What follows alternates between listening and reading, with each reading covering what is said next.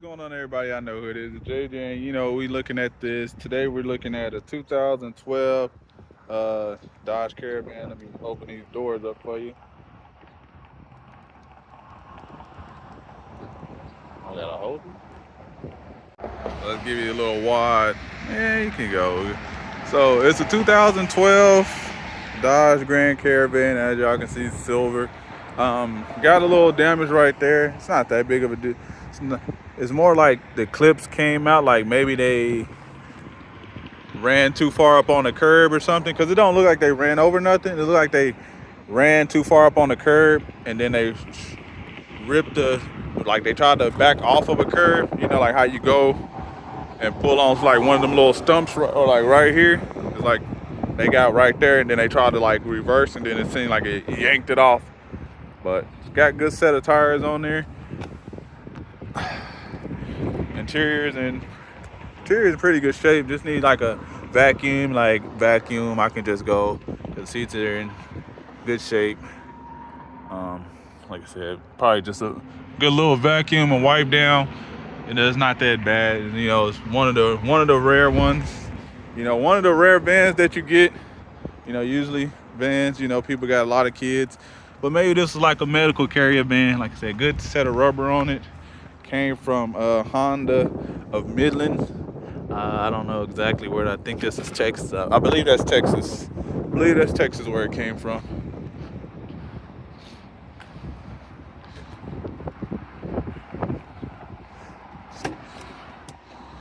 Start her up for you.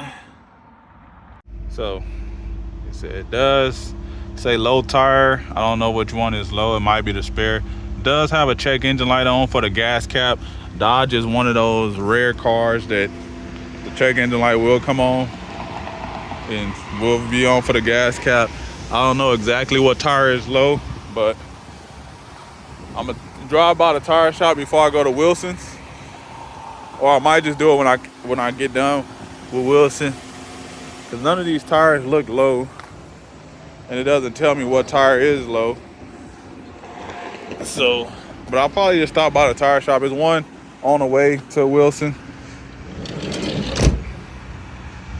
But overall, like, the body's in really good condition, tires in good condition. Like I said, I'm gonna have Wilson just hang this up and fix that. I'm gonna go get the lower grill insert, to cover this up. So I'm gonna have them fix this right here, and then we're gonna put that lower grill insert in there, make it look good. Probably have him clean the headlights too, because he be cleaning headlights sometimes, but I can clean them myself. A solid run. It looked like the person took very good care of it. Besides that, I don't see like any body damage.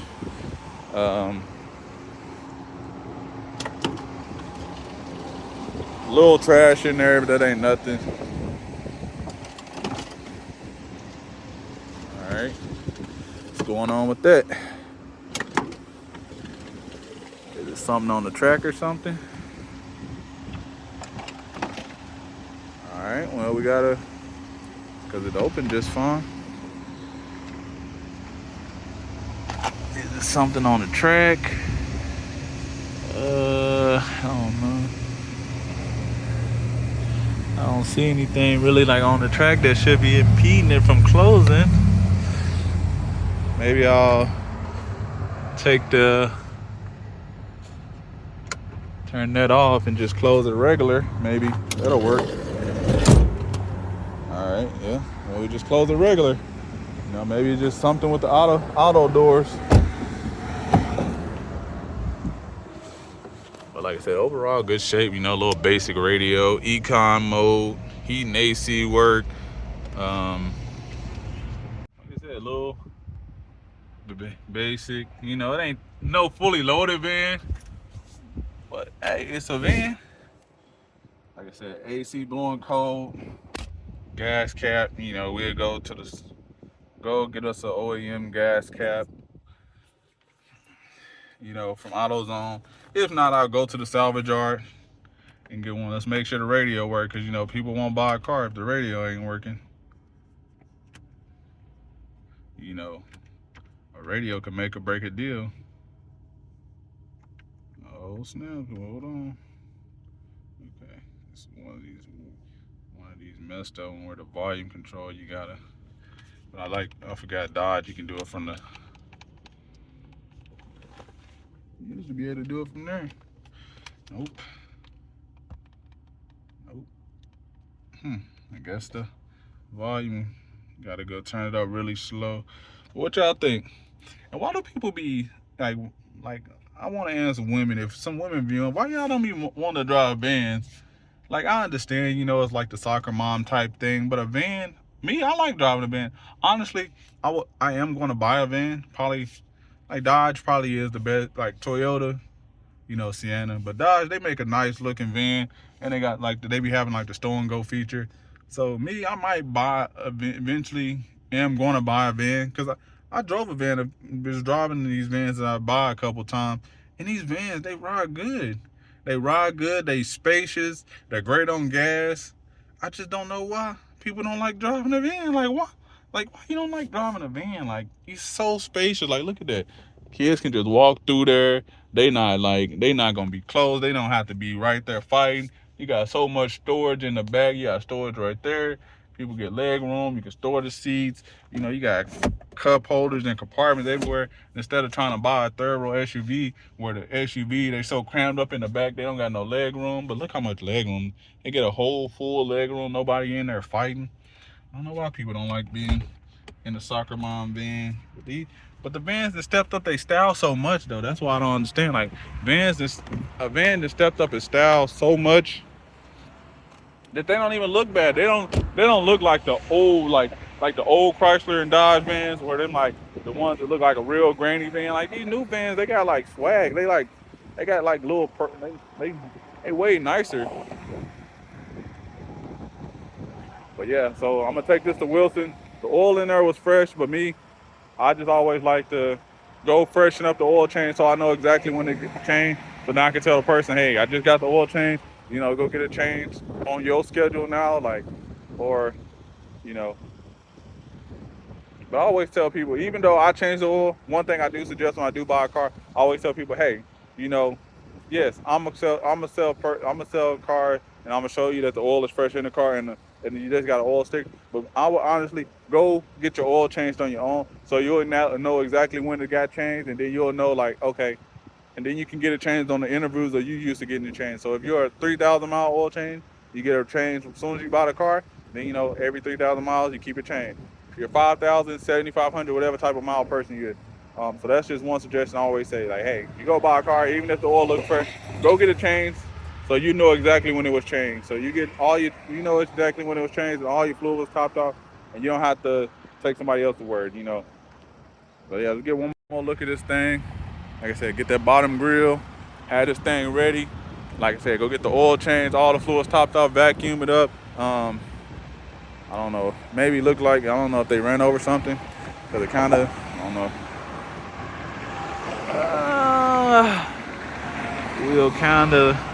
We'll look a little bit in, just a little bit.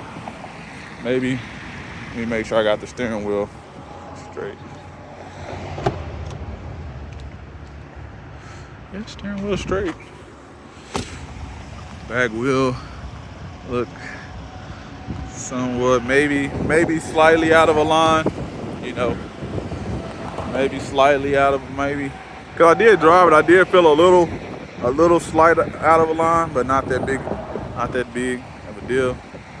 I am going to just, I don't know, it shouldn't come off. Let me see.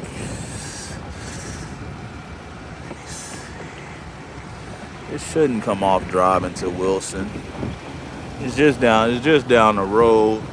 But I want to probably put I think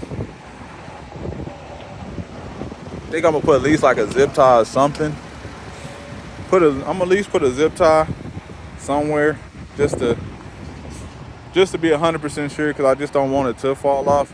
But let me know in the comment section below. So it's running.